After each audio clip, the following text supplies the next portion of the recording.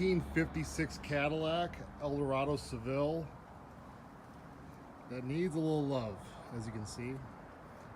It's a basically a car that's been sitting for a long time out in Texas. Needs a complete restoration. It's basically all there.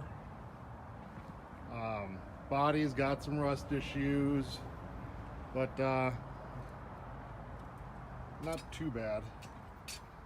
It is restorable. Got clean title.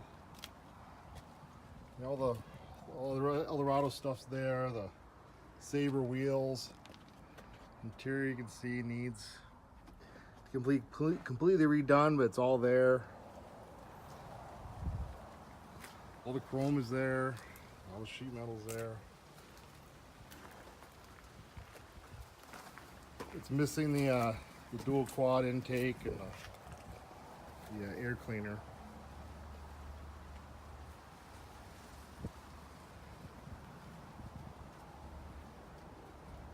But it is an expensive car when it's done, so it can be used as a parts car or it can be restored. Like I say, it's about 95%.